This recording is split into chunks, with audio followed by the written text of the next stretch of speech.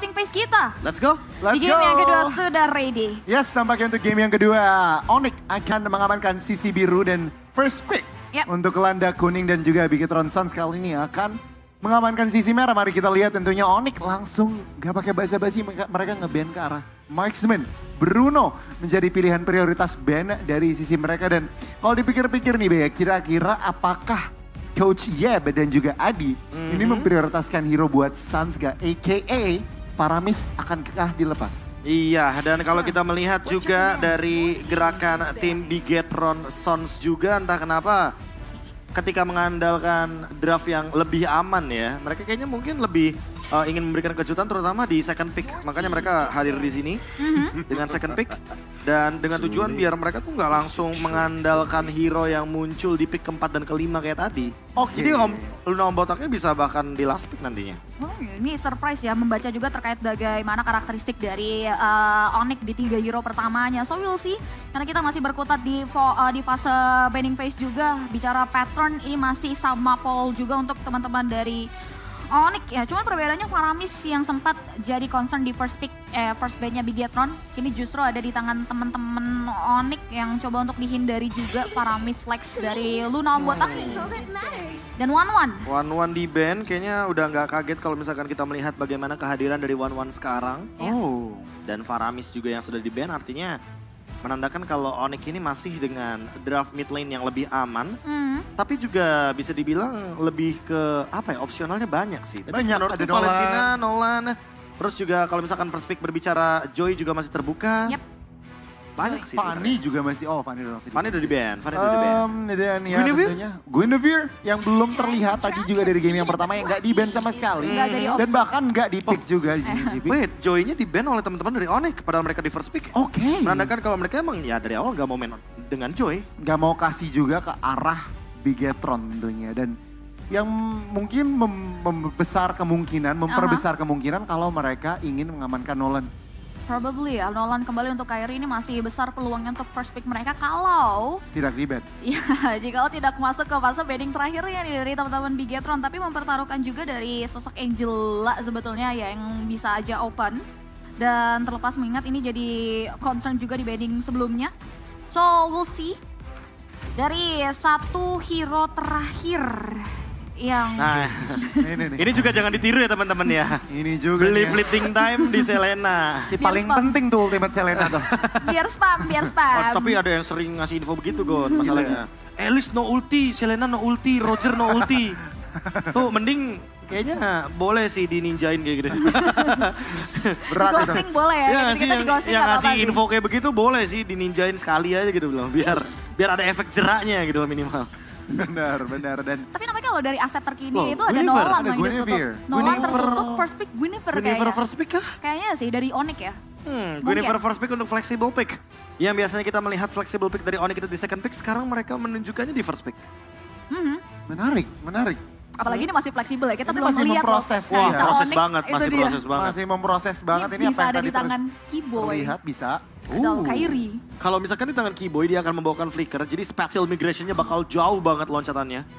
Dan Angela juga muncul kali ini sebagai pick dari teman-teman tim Bigetron Sons. Berarti benar adanya kalau sekarang Luna Om Botak Oi. akan bermain dengan hero yang sangat-sangat ofensif. Tapi dengan Martis, artinya spatial migration itu nothing. Karena udah pasti bakal ada yang namanya Mortal Coil untuk menghindari hal tersebut. Ya itu asal juga disimpan ya Be. Mortal Coil-nya nggak boleh asal dibuang gazarnya. Dan kalau kita ngelihat di sini ada Onyx. Responnya langsung Matilda. cukup simple yang berarti fleksibilitas Guinevere ini udah nggak terlalu terlihat. Ya. Matildanya aja nih yang menjadi pertanyaan. Apakah mid apa roam? Aku Yang malah 80% roam. Roam. Ini 80%. 100% di tangan Keyboy loh. Dan aku Track malah recordnya. mikir tadinya ini picknya bukan ke Cloud, Oke. tapi menuju ke arah dari Novaria. Oke. Kebetulan kita tahu sendiri bagaimana besarnya hitbox ketika dikombinasikan dengan spatial migration. Itu akan membuat nantinya Guinevere makin mudah juga untuk menimbulkan efek stunnya. Ya itu dia. Tapi kita lihat terlebih dahulu concernnya memprioritaskan pilihan hero dari SCW. Dan satu hero selanjutnya nih dari teman-teman Bigetron bakal coba untuk secure karya match up dengan Cloud-nya. Dan Iritel ya nampaknya tuh di sana. Di retail. Yes. Hero yang paling aman untuk laning berhadapan dengan Cloud dan ditambah dengan adanya Angela, jadi dia nggak perlu takut kalau seandainya untuk urusan movement speed dan juga bagaimana ketika dia di engage dengan menggunakan burst damage. A Flask of the Oasis adalah jawaban dari kedua belah tim. Hanya saja perbedaannya untuk kali ini Angela, apakah dia akan langsung mengamankan ke arah dari Foto. Flask of the Oasis itu sendiri. Karena fleeting time di first item pun tidak buruk karena mereka punya Martis. Aku setuju. Sebenarnya lebih ke arah fleeting time mungkin ya. Tapi dengan adanya Irithal itu juga membuka fleksibilitas dalam memilih spell. Setuju. Bisa memilih sprint dan dengan ancaman Guinevere, dengan ancaman Matilda, itu bisa membuka opsi juga untuk Purify yang diamankan. Dan mari kita masuk ke fase ban yang kedua, di mana Valentina tentunya. Kali ini sudah ada sedikit insecure ya. Ini Matildanya masuk kemana, memang 80% ke arah roam, tapi Hero Sun sendiri yang akan berusaha ditargetkan. Ya, pilihan hero untuk mempersempit Suns punya masih ada Novaria tadi, kalau tidak masuk juga ke list band dari pilihan hero terakhir teman-teman Bigetron karena Arlot. Ini yang dihindari juga terkait nantinya bagaimana korelasi dari hero yang punya sisi lainnya. Karena kalau ngomongin atau bicara soal Angela, ya ini erat hubungannya dengan Luna Om Botak. Tapi masih cukup fleksibel juga untuk di area mid lane kan. Ya, tapi kalau misalkan kita berbicara hero-nya Syndra juga belum muncul sampai dengan saat ini. Sehingga menandakan bisa jadi last pick-nya malah menuju ke arah Syndra sebagai mid laner. Dan nantinya XP laner yang akan diperebutkan ini dia, Terisla Yuzong masih open. Menurutku ini bakal menjadi menarik. Karena kita tahu sendiri, untuk Boots dengan Terisla tadi udah works banget di game yang pertama. Baxia di ban, menandakan bahwa kayaknya Buzizio juga concern banget dengan kehadiran dari Baxia yang masih bisa difleksibelkan. Karena kita tahu sendiri Matilda Baxia ini gila men, rusuhnya luar biasa. Dan ditambah juga ini mereka sudah mengkomit ke arah Angela yang kalau dengan adanya Baxia ini pasif dari Baxia aja udah menegasi regenerasinya dari sisi Angela. Jadi gara-gara Baxia Mark ya. Dengan puissance-nya, dengan pasifnya tentunya ingin dihilangkan opsi tersebut dan cukup straightforward juga di mana mereka Onyx ini menghilangkan hero-hero yang cukup masif dalam crowd control ditambah juga support. Karena balik lagi kombinasi Angela, mid, roam, Minotaur itu juga masih sangat-sangat possible. Ya, dan ditambah dengan kita tahu sendiri di sini cewek membawakan Cloud. Jadi kalau bertemu dengan Minotaur, Storm-nya aja itu bakal bisa meng-cancel Blazing Duet. Gimana dengan Minon Fury? Jadi udah ada 2 cancellation. Dan untuk sekarang tentu hero dari Black akan lebih aman. Sehingga membuat Syndra jauh lebih fleksibel ketika nanti Sun sudah memunculkan hero-nya. Tapi kalau misalkan Matildanya ini jadi mid laner seperti yang tadi Goni mention. Dengan 20% Matilda jadi mid laner menurutku memang entah kenapa damage dealer yang akan dikeluarkan juga cukup mengganggu lini depan. Hanya saja ini dia ancaman untuk lini belakangnya lumayan banyak untuk Onyx sehingga membuat lapu-lapu jadi pilihan yang sangat-sangat oke. Alright, Khalid ya. Khalid di sini menjadi pilihan pick selanjutnya. Backline dibalaskan juga dengan backline nantinya dari sosok Boots. Dengan ranking Sandstorm Flicker yang tadi sempat dimention juga dibahas di awal. Di mana hal tersebut bisa dimaksimalkan. Tapi Kadita. Ini hero power. Kadita Suns. Ini Kadita Suns, ini hero power. Tapi kita tahu banget kenapa Kadita sekarang udah mulai jarang di-pick. Ya karena alasannya adalah item terbaru. Flask of the Oasis. Yang membuat hero-hero burst damage itu kayak langsung ke cancel secara nggak langsung. Gimana caranya Suns untuk memanipulasi Flask of the Oasis tersebut? Atau jangan-jangan yang dia cari malah Angelanya. Biar Angelanya nggak bisa menimbulkan efek tersebut kepada teman-teman dari Bigetron Sons. Ini bener-bener jelas dimana dengan ada Guinevere, dengan ada Matilda dan bahkan Kadita. Ini bush control, semak-semak kontrol dari tim Onyx ini bener-bener masif banget. Dan Bigetron mereka nggak bisa asal buka map, mereka nggak bisa asal cek-cek bush. Karena mereka bisa di burst begitu aja dengan crowd control yang masif juga. Ini bener-bener berbahaya dan tadi udah komit lapu-lapu nyari backline. Sekarang pertanyaannya, siapa backliner dari Onyx? Dan backliner dari Onyx gak ada lagi 5 hero yang bisa nembus ke depan. Tapi last picknya adalah Akai untuk membubarkan bagaimana Onyx dengan masifnya kendali terhadap rumput yang nantinya akan hadir di Land of Dawn. Akai, Roamer yang sepertinya akan muncul di sana dengan mid laner yang kali ini akan menuju ke arah Angela dari Bigetron. Utility power ini dia explore yang tadi udah dibahas juga oleh Profesor KB di awal ya. Terkait bagaimana perkembangan dari Om Luna Botak. So kita akan lihat ini menjadi satu sosok nantinya untuk mencari blind spot yang dimana nih posisi aman dan nyaman. Terkait bagaimana nanti momen demi momen dimaksimalkan oleh sosok Kadita yang dimainkan oleh seorang Suns. Ini bener-bener intens banget. Ingat match point untuk tim Indonesia.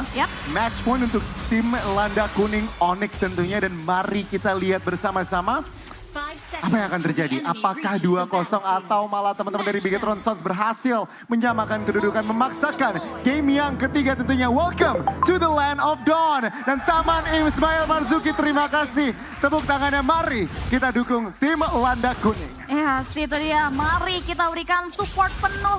Yang ada di rumah juga jangan lupa untuk semarakan hashtag sekarang Indonesia. Karena kita akan melihat perjalanan dari teman-teman Onyx. Ada berita segar dengan 1 agregat poin. Terlebih lagi komposisi yang sudah diamankan, Buzizio di sini udah mulai dipantau habis oleh sosok Keyboy dengan Matildanya. Sedikit rugi sekitar 5-6 detikan tadi kalau misalkan dihitung-hitung. Karena kebetulan udah ada reset yang terjadi dari Buzizio. Tapi ternyata Keyboy terpaksa untuk mengeluarkan flickernya ketika dia hanya memiliki 1 buah Soul Bloom. Belum memiliki skill keduanya Guided Wing, jadi dia nggak bisa melakukan escape maneuver. Ya itu dia, masih cukup safe ya bisa dibilang. Perjalanan agresivitas yang mau coba untuk di-create dari kedua belah romer. Belum ada singgungan juga, nampaknya kalau bicara soal pattern jungle dari Buzizio dan juga sosok dari Kairi. Tapi menilik dari arah sisi emblemnya. Emblem mungkin menuju ke Athena City. Keduanya juga bermain dengan sangat defensif. Tapi tidak melupakan bagaimana perbedaannya di sini dengan menggunakan agility dan juga dengan menggunakan quantum charge sebagai salah satu booster. Ya. Agar tetap bisa melakukan escape ability. Tapi lagi dan lagi ini movement 2 mans dari Bigetron Sons menuju ke area bottom lane. Ini bahkan kalau kita lihat di delay level 4 dari seorang Martis tentunya akan membuang waktu yang cukup banyak sebelum turtle yang 10 detik lagi. Tampaknya akan hadir di Land of Dawn dan mari kita lihat masih pressure Kairi mulai masuk Mortal Coil pun di Kome dan Buzizio menyerah menggunakan retributionnya menandakan netral objektif pertama 95% akan jatuh ke tim Landa Kuning. Daripada nggak dapetin level 4, nggak dapetin decimation. Kayaknya di sini kalau misalkan kita saksikan dari Buzizio ada penanda atau sinyal bahwa dia lebih mengoptimalkan kepada level keempat dan membiarkan turtle setupnya diamankan. Tapi dengan seperti ini, Keyboy akan jauh lebih dalam melakukan invade dan bahkan sudah mulai hadir boots-nya di sana. Wow, bahkan ini benar-benar full pressure 2 menit kali ini oleh tim Onyx di mana Bigetron Sons gila terpaksa Martisnya rotasi ke atas terlebih dahulu untuk mendapatkan ruang napas. Wah ini wasting time banget ya tentunya mengingat fokus dari Buzizio adalah meng-unlock skin. Tapi it's Onyx time, ini dia keramaian yang sudah ada di Taman Ismail Marzuki juga. Tapi masih tidak luput dengan Keyboy di sana yang udah mulai memberikan 1 buah trigger dengan area 1 Circling Eagle. Wah gila luar biasa tuh ramainya tuh di Taman Ismail Marzuki teman-teman. Asli. Akhirnya udah reda ya hujannya ya. Iya. Ini nih tadi nih yang M5 Dead ya. Iya benar. Tapi lihat udah ada gerakan. Bravest Fighter tampaknya sudah dibuka dan Boots tampaknya menggunakan ultimate dari Khalid Raging Sandstorm sebagai defensive maneuver. Dan ya 3 menit kali ini masih even bisa dibilang memang secara ekonomi dipegang Landa Kuning. Namun Bigetron Sons masih punya counterplay tampaknya. Ya 1000 ya network lebih in total dipimpin oleh teman-teman dari Onyx. Belum ada first blood again yang masih bisa diciptakan. Dan teman-teman dari Bigetron Sons memiliki PR yang cukup berat tentunya untuk bisa menyamakan kedudukan atau bahkan bisa dibilang setidaknya berfokus untuk mencari kompensasi terlebih dahulu. Ya kompensasi entah dari point kill atau objektif karena makin lama game berjalan. Entah kenapa ini membuat Bigetron Sons semakin lebih under. Apalagi semenjak mereka melepaskan turtle yang pertama. Haskell memang menjadi core item tentunya untuk super UPA. Tapi next itemnya harus dia cari secepat mungkin dan bahkan harus grouping dengan teman-teman dari Bigetron Sons lainnya. Kebetulan kalau kita melihat dari bagaimana di area bottom lane, out of nowhere sudah ada Raging Sandstorm juga. Oh, Hard Guard berhasil menyelamatkan Black, tampaknya masih bisa flicker juga dan kali ini Onyx mereka gagal secure kill dan langsung berotasi ke arah atas karena tentunya netral objektif di Line of Dawn segera hadir. Hard Guard save the day ya dari sosok Syndra yang akhirnya menyelamatkan nyawa dari seorang Black. Tapi nampaknya Luna Om Botak setelah menjadi informan harus kembali dipukul mundur. Tapi nampaknya di turtle yang kedua ini agak berbeda dengan turtle sebelumnya namun Orange out. Oh my god, kali ini. Wah. Circling Eagle masuk naik menangkap 2 member Bravest Fighter. Oh, heavy spin mengusir 2 member dari Onyx. Tapi lihat netral objektif controlnya Kairi berhasil mendapatkan turtle-nya. Blazing 2 dibuka dan Buzizio menjadi korban pertama di map kali ini. Black berusaha kabur tapi mau kemana? Tim Onyx semua langsung mendapatkan buah poin kill. Oh, Boots dengan Raging Sandstorm Flicker yang mendapatkan 2 member dan cewek secure kill. Wow, 3 korban jiwa ditukarkan dengan area 1. Ini masih belum bisa dibilang pertukaran pertukaran yang cukup adil bagi anak-anak Bigetron Sons. Apalagi mendapatkan turtle objektif Ya. setelah Bigetron Sons memegang kendali dari turtle tersebut. Buzizio yang tidak berhasil untuk mendapatkan retribution battle-nya. Kali ini harus mengurungkan niat kembali untuk melakukan teamfight paksa dan 2 bahkan. Dari segi turtle objektif yang diamankan oleh Onyx membuat mereka jauh lebih snowballing dengan poin kill yang mereka dapatkan. Dan bahkan untuk sekarang cewek dengan Blazing Duetnya sudah sangat mengerikan sekali. Demon Hunter Sword sudah di tangannya. Dan tidak kaget kalau saling nanti snowballing effect ini akan menimbulkan efek baru. Terutama untuk Super Upa karena Super Upa tidak join team fight. Dia butuh Win of Nature tapi di satu sisi dia juga butuh untuk mendapatkan snowballing effect-nya Boots. 1 versus 3. Kita melihat Fitri. Boots sang Khalid menahan 3 member dan tampaknya di area lain Syndra menjadi korban selanjutnya ditukarkan oleh Boots. Tapi lihat dari tengah, Black hilang begitu saja. Set-upan yang sangat manis oleh keempat member dari Onyx. Dua titik tempur. Yes, itu dia. 2 move secara bersamaan Bigetron Sons. Kehilangan kendali mereka ketika teman-teman dari Onyx ternyata melakukan invade terhadap mid lane-nya. Dan itu dia trade kill yang sangat-sangat worth it. Ya. Boots langsung menarik 3 pemain, 3 source skill yang mahal harganya dengan heavy spin sebagai pembuka dari Bigetron Sons dan membuat mereka terpisahkan dari segi team fight. Agresivitasnya masih coba untuk terus dilakukan oleh teman-teman dari Onyx, terpantau dengan adanya diawali dengan guiding win yang ini aja udah bisa jadi teori ancaman loh. Setiap ada Ya. sosok dari Keyboy. Ini yang ngebuat teman-teman dari Bigetron Sons mengambil langkah mundur beberapa meter untuk memfokuskan terkait bagaimana setup manuver mereka di Nah, itu dia. Ditambah dengan Circling Momen Eagle. selanjutnya. Dari Benar. tadi open mapnya benar-benar luas banget. Asli. Dan entah kenapa kalau kita melihat dari Onyx itu sendiri, sekarang mereka ingin mendapatkan perfect turtle ditambah dengan Boots yang gagal untuk di-ganking kembali. Oke. Walaupun harus kehilangan objektif, tapi harusnya ada trade yang bakal mahal harganya sekarang. Wah itu cepet banget, apalagi di sisi bawahnya turret yang sempat dibawa di area top lane di mirroring juga oleh sosok cewek. Jadi pertukaran yang dicari ada di bawah oleh Bigetron Sons masih belum bisa untuk mengupayakan untuk memulihkan keadaan, tapi Black nampaknya sudah mulai dibekuk, ada hard guard yang masih belum keluar ya. Dan nampaknya teman-teman dari Onyx masih cukup untuk trigger disiplin. Buzizio join fight. Oh, Blazing Duet dari cewek tampaknya sudah mulai masuk ke area dan nakap yang besar menghilangkan Luna Om Botak. Keyboy menjadi pertukaran dari cewek. Kali ini masih belum bisa bertahan dan 2 tuker 1 akhirnya Bigetron Sons berhasil mendapatkan trade yang memenangkan untuk mereka. Setidaknya ada point shutdown di sana produser KB. Iya, At least- point shutdown yang cukup mahal dan at least mereka mendapatkan sebuah trade yang akhirnya menguntungkan. Tapi kalau kita lihat dari itemnya sedikit Cipi, kalau kita berbicara bagaimana Blade Armor yang kali ini bekerja sangat works bagi Kairi, tapi kita juga harus sadar bahwa ada Huskclaw dan Berserker Fury dari Super Upa. Damage deal kritikalnya akan sangat tinggi sekali. Membutuhkan Wind of Nature untuk cewek ketika dia ingin bermain dengan Blazing Duet di tengah-tengah teamfight dari Bigetron Sons. Ya. Tapi ingat juga, Wind of Nature itu akan tembus dengan Decimation. Yap. Dan dalam bentuk true damage, hal tersebut tidak akan bisa diaktifkan untuk Wind of Nature. Ya. Dan bahkan Buzizio selesai dengan Blade Armor, jawaban atas cewek dengan DPS tingginya Cloud. Iya, ditambah lagi di sini kalau bicara soal Super Upa berbeda dengan game sebelumnya masih punya posisi yang cukup safe juga dengan tidak terpick off. Jadi bisa jadi late game insurance. Tapi Kairi. Kairi berhasil menangkap 3 member tadi dan lihat damage-nya belum mulai masuk dan guiding win. Oh my god, berhasil menyelamatkan Kairi. Luar biasa gameplay mekanik bahkan dibalikan oleh Suns. Cewek secure kill Bigetron, 1 member hilang, mereka terpaksa mundur. One last hit, Kairi still survive dari counter setup yang dibentuk oleh teman-teman dari Bigetron Sons dan bahkan di outplay. 1 turret di area bawah pun harus dibawa dan berhasil disecure oleh sosok Boot di sana. Iya, dan untuk sekarang Holy Crystal dari Suns ini dia sebuah jawaban atas Flask of the Oasis. Dia paham gimana caranya menunggu momentum. Sebelum nanti Flask of the Oasis-nya aktif, hilangkan dulu lawannya. Sehingga nantinya Syndra nggak bakal bisa bersinergi dengan teman-teman dari Bigetron Sons lainnya dengan menggunakan Angela. Ya, dan kalau kita lihat juga teman-teman dari Bigetron Sons tidak mau mengambil resiko terlalu dalam untuk melakukan team fight di area sisi Lord dengan perbedaan network yang cukup timpang. Mereka memilih untuk mempersiapkan defensive manuver nantinya di Lord pertama. Tapi ingat di Lord pertama yang sebelumnya aja dampak yang ditorehkan oleh Timbulkan, Onyx ya. besar banget loh. Ya, dampak yang ditimbulkan memang besar, tapi untuk sekarang Bigetron Sons memiliki early advantage yang sama rupanya dengan Onyx.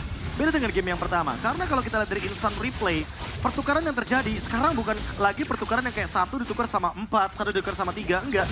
Tapi intinya cuma 1 pick off, and then mereka udah disengage. Onyx paham gimana caranya untuk mendapatkan keuntungan walaupun mereka dalam keadaan yang sedikit tertekan gara-gara Bigetron Sons dapetin 4 poin kill dari tadi. Ya. Dan sekarang dengan Lord Advantage yang didapatkan oleh Onyx, mereka akan lebih banyak mendobrak objektif terlebih dahulu, tapi tidak mau memaksakan bagaimana kehendak mereka menuju ke arah high ground, karena ingat mereka akan berhadapan dengan Super Upa dan Iritel. Ini memiliki power yang sangat luar biasa, apalagi kalau misalkan dia dalam keadaan heavy crossbow. Ya, ini tingkat defensif manuvernya masih cukup tinggi dan belum boleh untuk dipandang sebelah mata. That's why mereka cukup disiplin. Hanya ada circling eagle aja untuk ngebait sebetulnya. Dari beberapa research yang dimiliki oleh Bigetron Suns, tapi lihat wave minion di kloter kedua. Harry mulai masuk, tampaknya heavy spin pun tertrigger. Masih belum ada korban jiwa dari kedua belah pihak, hanya base turret-nya saja yang menjadi incaran. Dan teman-teman dari Bigetron Suns kali ini masih mampu mendefend dua base turret. Satu di area bawah tampaknya harus hancur, dan Kyrie mulai masuk. Masih belum mengenai nyawa dari seorang Marchis, tapi ya Bigetron Suns good defense. Setidaknya satu struktur bangunan base turret di sana bisa diamankan ya. Dan untuk gold difference masih cukup timpang dipegang oleh teman-teman Onyx, tapi masih mau coba untuk dilantunkan untuk serangannya. Knock up. Burst damage luar biasa. Bucisio hilang. Blazing Duet dari cewek tampaknya belum berhasil mendapatkan satu buah point kill. Tapi tampaknya Black kali ini masih bisa kabur, dan tampaknya mereka harus merelakan struktur di area atas juga. Dua base in total mengarah karya terpangkas habisnya dari arah base turret. Dan benar saja, satu Lord memberikan dampak yang luar biasa besar, Profesor KB. Ya, menuju ke arah gold lead yang lebih jauh lagi, Kyrie memiliki satu buah Queen Swings yang membuat dia makin lebih sulit untuk di burst down, apalagi kali ini Spatial Migration-nya ready. Dan bahkan ada Suns di belakangnya dengan Rogue Wave yang aktif. Ini akan membuat Bigetron Suns terpaksa untuk melakukan teamfight 5 lawan 5 di dalam area high ground-nya sendiri. Dalam keadaan lihat Boots. Dengan burst damage-nya begitu instan ke arah Syndra. Solo kill, dan itu bener-bener luar biasa. Para pakai Concussive Blast tapi luar biasa damage-nya. Udah selesai dengan Malefic Roar, dengan adanya si Halberd juga.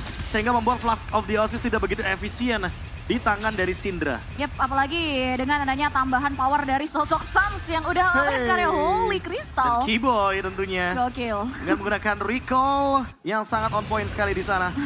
Membuat gerakan dari Bigetron Suns sedikit terhalau, terdinai tentunya. Dan gak bisa untuk keluar dari area dalam high ground mereka. Suns bahkan memicu dengan menggunakan Thalassophobia, pasif dari Kaditanya itu sendiri.